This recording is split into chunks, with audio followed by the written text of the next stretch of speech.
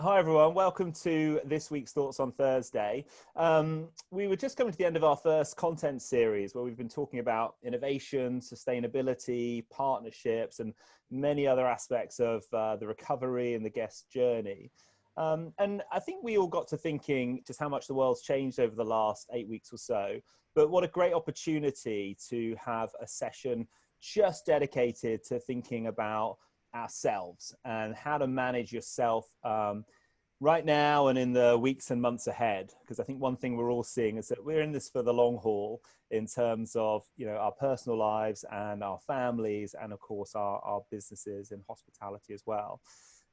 So to lead the discussion this week, I think we took two experts because I think we all are passionate about this subject. So really excited to firstly introduce Anish, who's got a long career from Accor and Novotel through Intercontinental, and then a really impressive career at Hilton, training a lot of front office teams and really thinking about how to get the best out of people. And then that's going to be followed by Erik, who now is an independent consultant working exactly in this space, but again, super background with Louis Vuitton and Shangri-La, and absolutely a hospitality pro and able to shed some light on the subject. So without any further ado, over to you guys. I think, Anish, you were going to kick us off first. Okay, well, thank you for the chance to speak today. And I just wanted to clarify, I don't have any slides for today, so just me and my voice and my body language, which hopefully should not put you off to sleep wherever you are. So thank you for the opportunity, first of all.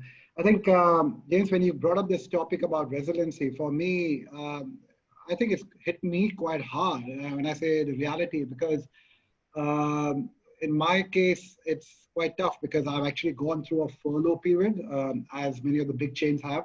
And I just got the sad news last week that I'm one of those people, who will not be continuing with the company. So it's actually, I think today's session probably is as real as it can get, right? Or how do you still continue to be positive? So there are a couple of things I want to share with the team. I think one is just looking back at how I've been maintaining myself, and even from now on, and something which the sooner we get back into business, what is it that I would focus on? So a couple of things I want to first talk about is looking back until now. I call this, which I just created it myself, it's called the SOS model. So SOS model literally means, S standing for, the first S standing for your own social systems. Like, what about your friends, your family, your well-wishers? Make sure you're hanging around with the positive people in life, because there's so much negativity going on. You switch on the TV today, you switch on the news, there's all this negative stuff coming in. So you need to fall back on your real social system, which will be your family and friends. So something to think about, how deep is that system and how supportive are they? And it's like they say, it's okay to cry. It's okay to say, I'm feeling depressed, and go and have a chat with them, because what this situation is exposing is there's a lot of mental health issues coming out, which people would mildly call as depression or light depression, but these things are now getting much more serious, where before somebody takes the extreme steps, just make sure you are having a good social system. The O in the middle, like the SOS, so O in the middle stands for what I would say is ownership. You need to take ownership of where you're going and how you're going to maintain your life, your hobbies, your direction in life. And I think what this has done for me, at least in the last 3 months, is that it's actually made me question what my goals are, what my vision is. Do I want to be in the hospitality industry? Do I want to change my industry? Is it meaningful enough, or why did I get into it in the first place? The good news is at least my why is quite strong, and there's a reason why I got into it, so I'll still continue with that. But there's no harm in taking a break and saying, okay, maybe this is not what I should be doing, and maybe I should be spending some more time maybe with the family, or doing something, instead of going into the commercial area, maybe I can get a house in the rural area and spend time with my family and work from there, for example. So all these kind of things where I think you need to take ownership. And I've been taking ownership of, deciding a few things for my life. So that's kept me in. And the third one is, the third S would stand for feeding your soul. Now, what I mean by that is, again, think about as a kid, what are the things you liked? What makes you happy? What's your passion about? Is it really all work, work, work? So for me, my passion has been, music and playing drums, and actually I've got back to literally bashing the drums.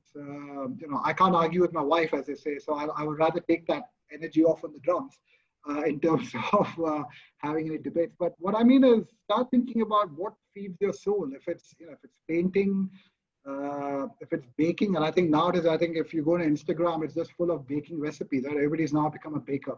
So these are the three things I would talk about. The SOS model. One is, again, your social system. O is your ownership, and S is feeding your soul. So in the interest of time, quickly I want to rattle through, if you are in the situation where you do have a job, which is a good thing, and things about, if you're on the hotel line, that's where my expertise comes in. So my suggestions would be is, now that you get back to the cliches, then it's not the new normal, right? Things are going to be different. So my tip would be, do not expect things to be the same from now on. Change, I think, is going to be normal. And when I say by change, we are all used to, as professionals in our jobs, having this 3-year strategy, 5-year strategy. Quite honestly, I think if you can even come up with a 3-month strategy for now, and I can stick to it, that's a good thing, because 3 months in today's COVID time is already a long time. If you think about 3 months ago where we were and where we are now. So I think I would probably start thinking about 3 months to 6-month strategies. Don't force it on your teams to start thinking about 1 or 2 year plans, because it might just fall flat. So what I mean by that is be nimble, number one. Number two is, for all the young hoteliers getting in, think about it from an owner's point of view. They will want people which are quite nimble and multitasking. So gone are the days where if I'm on reception, I only do reception work. I probably need to start thinking of, hey, can I do check-ins? Can I do F&B? Can I clean some rooms? That's, I think, the future. And that might make you a much more better employee in the long term than only just sticking to what you already know. Third is, in terms of, if you're on the commercial part, if you're opening up your own business, please do think about segments which you had given up on, right? For us, I mean, I can't get into more details, but if I look at the Marriotts and the Hiltons, the biggest segment right now are the doctors and the medical practitioners and the emergency people, which, all this time as a segmentation, we had never even thought about them. We had never thought of working with the government to give us some steady business, right? So think about outside the box about what you thought were not your segments. Those become now maybe your bread and butter segments.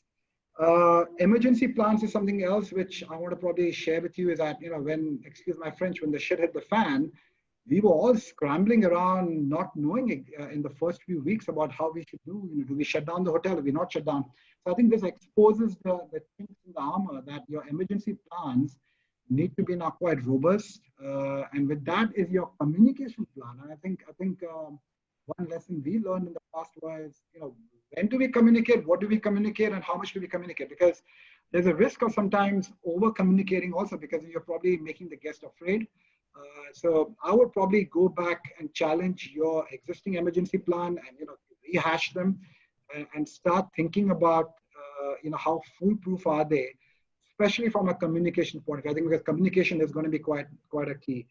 And the fourth thing, which I just want to leave as a thought for everybody, is before this COVID hit us, we were saying, oh, I'm Hilton, I'm not going to talk to Marriott, or I'm not going to talk to Starwood, I'm not going to talk to my competition. I think the new mantra now is you need to probably expand your network. And even if you have 10 hotels down your street, you should start networking with them and working together rather than working against each other. Because when COVID hit the industry, we are all in this together, right? So gone are those days where I think we'll be working against each other. I think the time has come for us to work with each other. And I also mean with your own competition. So these are the four sort of food for thought triggers I just wanted to share. Of course, I can't reveal any numbers or data coming out of Hilton right now. It's not fair for me to say that. And the last one I want to make sure we are clear is that every single hotel chain is now doing clean stay and clean rooms. I think it's becoming a commodity. So we need to be careful about not forgetting that the guest personalization is probably now even more important than ever before. If I really dig into details about the customer before they arrive, and I can personalize the stay, I think that's going to be the game changer. Everybody's got clean rooms, and the guest is expecting clean rooms, at least from a five-star chain, right? So on that note, James, I think I've hit the clock with a 15-minute mark. I can go on and on, so I'm looking forward to the Q&A from the audience today. Back to you, James. Perfect, thank you. I think that SOS model was nice and simple, right? I think we can probably capture everything we need to kind of think about there. Really appreciate that, Anish, and especially, you know, you're, as you say, you're living this, right? You're one of us who's just, you know, you've been through the furlough and now you're out there thinking about your next role. So it really is the time to kind of stay strong. So thanks so much for taking the time to share with us. Erik, over to you. Love to get your perspective. Thank you. Okay. Good afternoon, everybody. I'm Erik, and although I am right now by name kind of clear who I am, I also figured out over the last years, you know, why am I here and who am I, which is questions that I've been asking for a long time. So with this topic of resilience and leading yourself that I breezed through with James and Anish, I thought I love it because right now in my profession, what I'm doing right now, I'm starting with entertainment, going to hospitality, and now I'm actually standing in front of the executive boardrooms with a bunch of executives or senior management who are asking me the questions of how can we engage our people more? I want to be more inspiring. How can I become a thought leader? I want to do, and I want to make sure that what we do makes sense to myself or others, as well as, you know, who am I? I want me, and I want my leadership team to be able to answer the question, who am I? What are our values? So that's what I'm doing. And today I thought I would give you a little snap out of that and a little from a neuroscientific point of view. So you both get to hear it and you get to experience a little bit of it. So be with me today if you do not mind. And I want to start today with a little story that takes us back into 2013. And this is when I had this opportunity to work with Shangri-La hotels and resorts. However, the story begins in March, and I'm really set on that, you know. I do want to work for the most exquisite, luxurious hospitality organization or company in the world. That was my goal. This is what I want to do. I was coming out of Le Roche. I've been working with Royal Caribbean Cruise Lines at that time. So I was like, I want to go luxury. Where can I find that? People told me to go to Dubai, Abu Dhabi, or anywhere in China. And for me, you know, China, that was far away, sounded really adventurous and exciting. So I was like, I'm gonna go to China. So I sat down and tried to start looking for a job in China. This was in March. I started online, Hilton, Marriott, Starwood, Shangri-La. There are names on this list that I don't even remember. There are names that are quite unknown. And I kept on getting no, no, no. At one point, I even get a yes from Sanya with Starwood. They really go like, yes, you can, we would love you to work with us. But then the government in China, in Sanya, says no to my visa. So I get rejected again. 4 to 5 months in, I finally find this one interview with Shangri-La in China.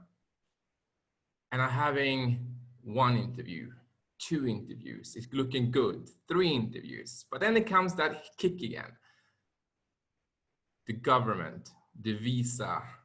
So they really have to prove for the government there that I am so good that no one in the country can actually take that responsibility, right? And of course, seriously, in hospitality, is that really going to be the case? Can you not find someone in the local market that can do the job? So I still remember this interview with the director of rooms. And we had this interview, and at this time, I probably have had about 50 interviews online. Maybe I have received 25 no's. The rest is just silence. No one has been talking to me. But you know how that feels. It's just, why should I keep going? And then I'm sitting there with this gentleman who he looks at me at one point and he's completely silent. And in his own, for me, this Chinese way of just, I couldn't read his face. And then he goes, Erik, you black man. Erik, you've never been to China. And then I'm sensing the third one coming, where it just goes, Erik. And before he goes to that third one, I go, stop it right there. Without due respect, sir, I do know that I'm a black man. I do know that I've never been to China. And I do know that I might not be ready for going to China. But that is beyond the point. The point right now is that I am dedicated to go there because I believe in that I can make it. And I believe that I can learn how to do the most amazing things to help you and your team to move forward. This is what I have been doing. This is where I have been educated. So I would love you to say to me and look at me from one point of, would you like to give me the try? And he's completely quiet and nothing. And I'm thinking to myself, why? What? Like, okay, I should maybe just cut my mouth shut. And then he opens his mouth and says, Erik, you're ready for China. And that story is sticking with me because of three things. And I would like to share them with you today and hope to add some flames to your resilience as well. Because why did I keep doing this? And why did he then decide to say yes against all these odds? And to understand that, I would like to take a little bit of a journey from the neuroscientific point of view.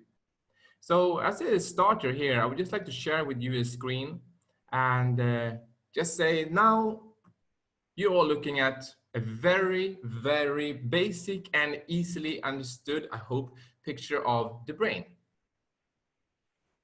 And we're looking at it from the point of view that you're seeing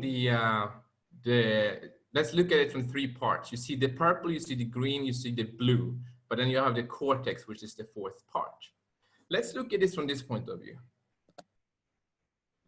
First of all, we have the reptilian brain, which is right by the brainstem, and this is where all our instincts are. This is the whole thing of survival. If you're going on the street, you will be immediately thinking, is that or is that not dangerous to me? You're meeting people, you're walking into a boardroom, with regardless if you want it or not, your reptilian brain is on high alert, checking out, where should I sit?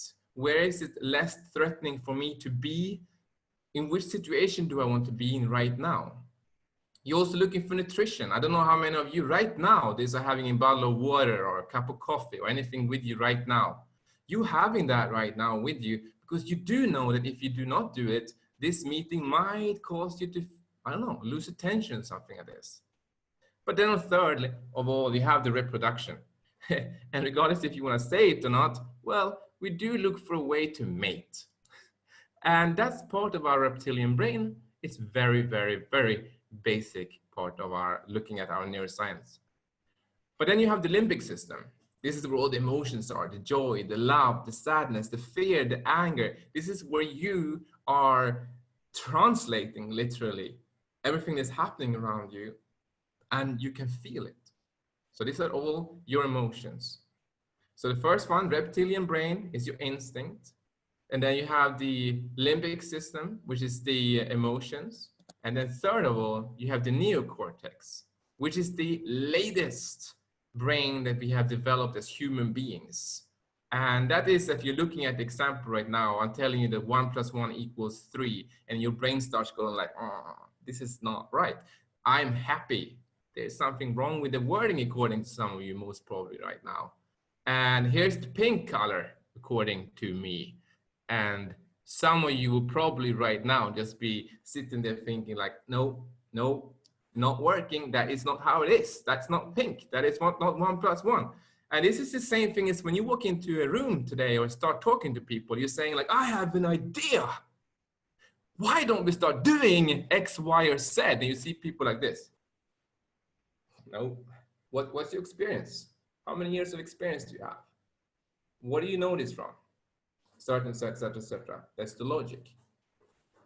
And keeping this in mind right now, we have the instinct, we have the emotions, we have the logic, the reptilian brain, the limbic system, and the neocortex.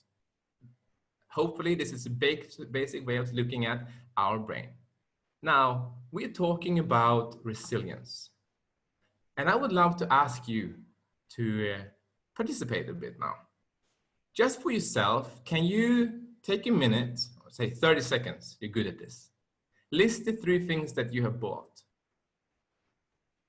Try to list the 3 past things that you bought. It can be absolutely anything. Write it down on a piece of paper, on your computer, in your mind, however you want it.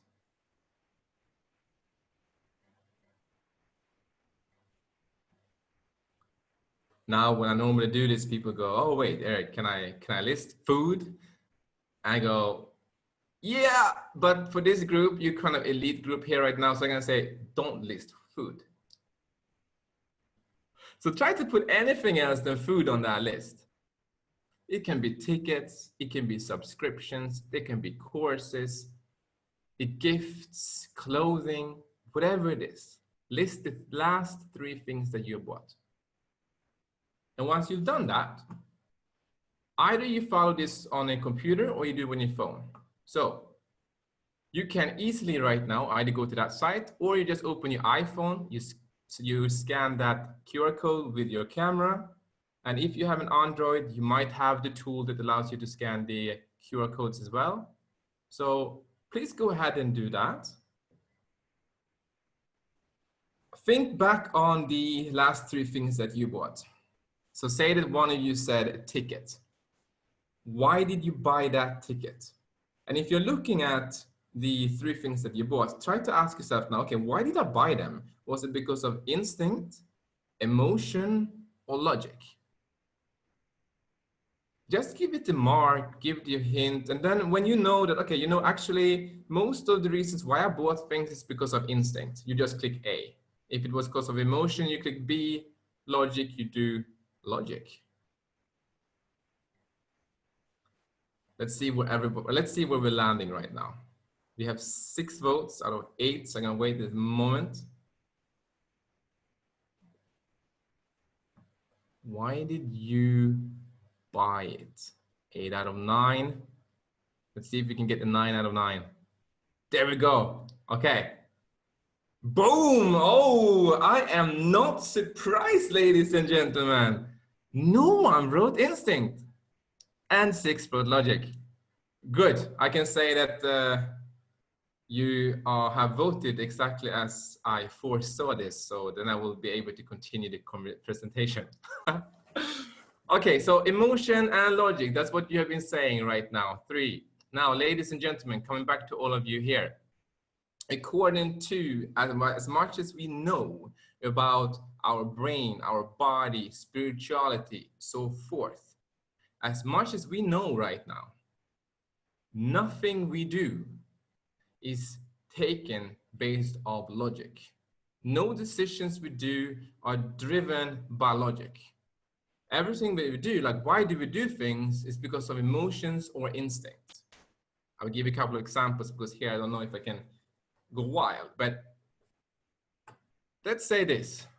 A participant said to me that he was working as a painter and he was buying this blue color to paint the wall of a client of his. And he didn't match the wall at all. He didn't match the house. He didn't like the blue. He's like, no, Erik, this was not because of emotions. And this was obvious logic. And I say, is it really? Because what would happen if you did not buy the blue color and paint it in blue? What would have happened? And he goes, well, the client would not have wanted to work with me. Exactly. And what happens if the clients don't want to work with you? And then he starts thinking, and then he silently goes, I can see in his eyes, just goes, okay, I get it. Okay. Because for him, it was actually instinct. If he wouldn't have done that, he would have lost that job, and by losing that job, he might have lost that money that might have secured his rent for the apartment or whatsoever he needed for the safety on his in his life. Instinct and emotions drive all decisions. So all of you who right now said that it was because of logic, after this talk, go back, revisit it a little bit and think to yourself, was it really? And we're thinking about now, instinct and emotion drive all decisions. Now, consider this. There are 4 levels of way of motivating ourselves and others, and you might be sitting on it right now. The first level, drum roll, fear.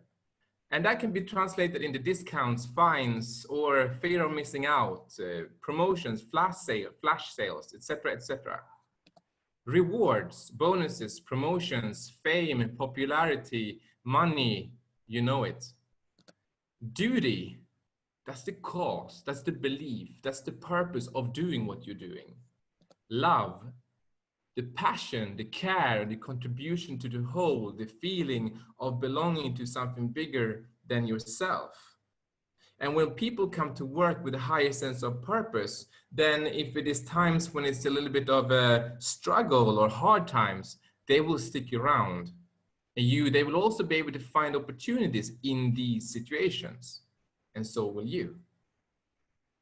And talking about starting with why, as in start with duty or love, I understand that driving revenues, new technologies, services and products are popular or interesting to talk about right now, especially now when we're going through such change. But I would encourage everyone to start with why.